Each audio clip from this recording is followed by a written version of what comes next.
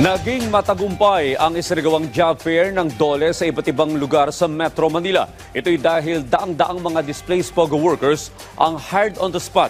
Tumaas naman ang employment rate sa bansa. Yan ang ulat ni Bien Manalo. Isa si Ana Victoria sa mga aplikante na dumagsa sa ikinasang job fairs ng Department of Labor and Employment para sa mga displaced POGO workers sa bansa. Ito ay matapos na iba ni Pangulong Ferdinand R. Marcos Jr. ang lahat ng POGO sa Pilipinas hanggang sa katapusan ng taon. Malaking bagay aniya ito para sa mga tulad niyang naghahanap ng trabaho. Maraming salamat po sa DOLE na sa mga project ng DOLE dahil sa DOLE is nagkaroon kami ng opportunity na magkaroon ng trabaho.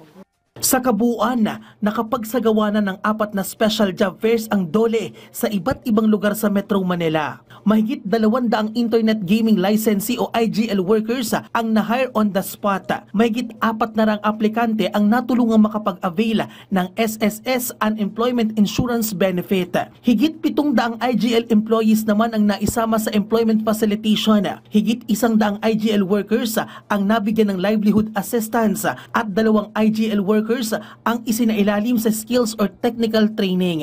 Bagamat kami ay nakafocus doon sa mga manggagawa ng mga legitimate operators ng IGL, Internet Gaming Licenses, hindi po namin tatalikuran yung mga manggagawa na nanggaling sa mga illegal.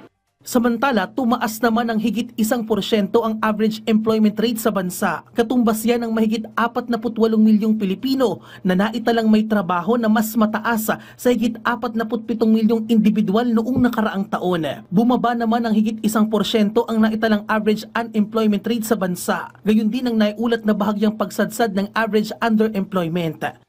Sisiguraduhin po namin na tutulungan namin yung mga lalapit sa DOLE, yung mga hindi lalapit.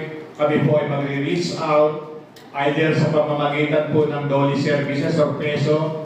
Isinusulong naman ng ahensya ang Project Dapat o ang DOLE Action Plan and Transition Project para sa mas maayos na transisyon ng mga POGO worker. Bien Manalo para sa Pambansang TV sa Bagong Pilipinas.